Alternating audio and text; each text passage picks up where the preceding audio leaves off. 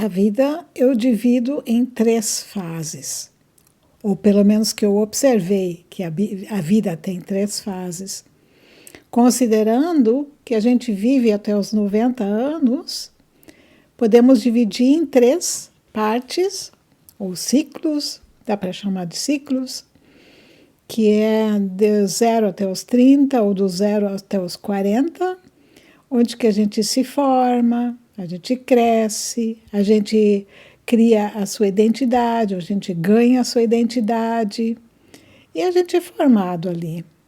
Daí chega a segunda fase, que é a fase onde que a gente constrói a carreira, que é dos 40 aos 60, 40 aos 65, constrói a carreira, funda a família, pode ser também já antes, e tenta contribuir e dar muito de si, né? Constrói, tenta aproveitar o máximo, né? Então, tudo está concentrado nesse período, nessa fase.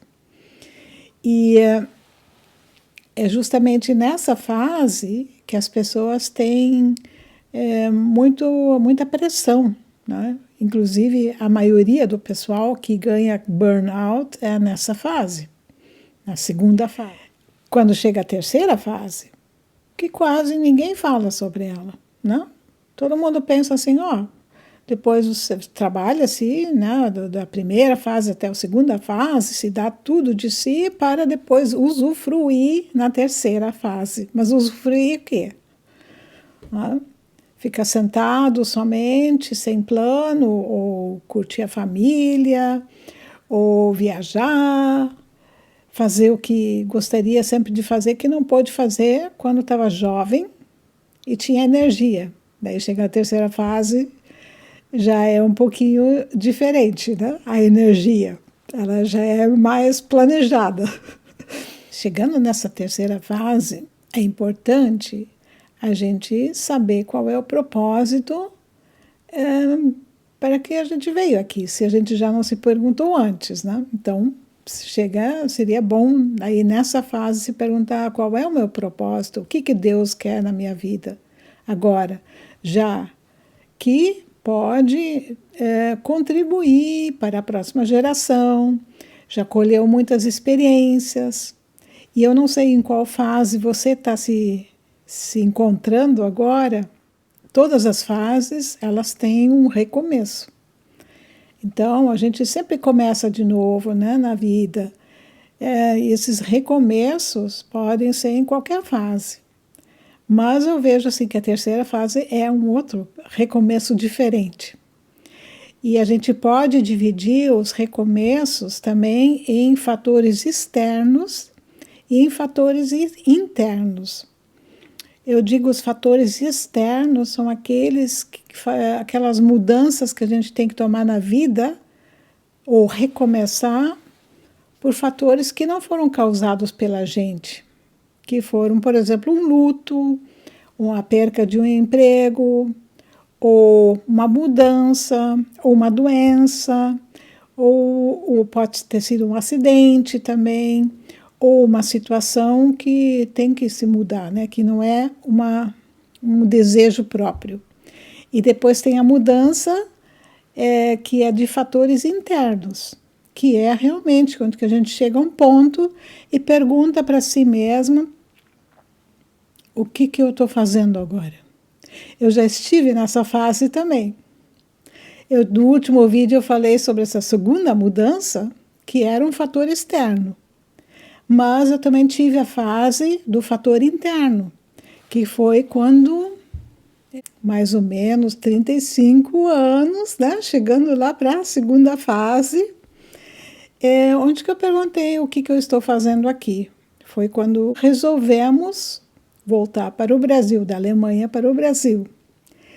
E isso foi um fator interno, porque eu estava trabalhando, estava nessa máquina, né, da segunda fase, trabalhando, criando filhos e carreira e aquela coisa, e daí, de repente, chega um ponto que a gente se pergunta, mas espera aí, isso é tudo na vida, né? Então, esses fatores internos podem ser uma insatisfação de uma situação que a gente está vivendo, ou de um relacionamento que não tem mais como continuar, e é uma decisão própria. E para mudar, a gente tem que considerar muitas coisas, né? Para mudar. Por exemplo, se é um fator externo, a gente faz o que vem pela frente, e a gente tem que olhar realmente o que a gente tem na mão agora e vai ter que se ajustar. Agora, fator interno, a gente já se planeja, a gente já pensa o que eu tenho, o que eu vou fazer, né? O que eu posso fazer e quais os recursos que eu tenho, que eu posso usar, né? Recursos internos.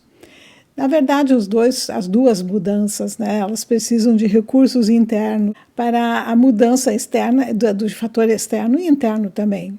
A gente precisa de certas habilidades, precisa de muita flexibilidade, né, muita criatividade, e também eu penso que também muitas vezes a gente também tem que perder um pouquinho alguns orgulhos, né, que a gente tem. A gente vai ter que, talvez, adaptar a uma situação que normalmente a gente não gostaria de se adaptar, e daí tem que ser humilde e aceitar ela, né? Como que eu já falei, que todas as coisas cooperam para o bem daqueles que amam a Deus. Então, eu creio que ali, muitas vezes, também a quebra do nosso orgulho, né? Porque quando uma catástrofe acontece, a gente vai ter que realmente falar com pessoas que talvez a gente normalmente não falava, né? Ou vai ter que pedir ajuda, ou a gente vai ter que oferecer ajuda também, né? Porque tem outras pessoas que também estão vivendo uma situação assim, então a gente tem que estender a mão, e a gente pode estender a mão, não? Minha pergunta hoje, né, qual é a fase da vida que você se encontra? E às vezes a gente, quando quer mudar, a gente mesmo quer mudar, a gente precisa de coragem muitas vezes. Quando é um fator externo, a gente é empurrado, né? A gente tem que entrar naquela situação e não tem como sair, quer dizer, não tem como evitar. Agora, se a gente quer mudar porque a gente quer mudar, quer transformar alguma coisa, uma situação, a gente precisa, muitas vezes, passar pela barreira do terror, né? Que a barreira do terror é vencer os seus próprios medos. E realmente a gente somente vence esses medos passando, né? Porque senão não sai do lugar. Pode muitas vezes querer mudar, mas não sai do lugar. Então, a pergunta hoje é: qual é a sua fase que você está vivendo agora? E se você precisa de ajuda, e realmente pode buscar ajuda. E é muito bom, né? Ir lá, olhar, pedir ajuda para as pessoas que já passaram, que já chegaram naquele lugar onde que você quer chegar, né? Então, por isso que as pessoas que estão na terceira fase da vida estão aí para aconselhar, para ajudar, e já podem bem rápido também discernir o que pode dar certo e o que não dá certo.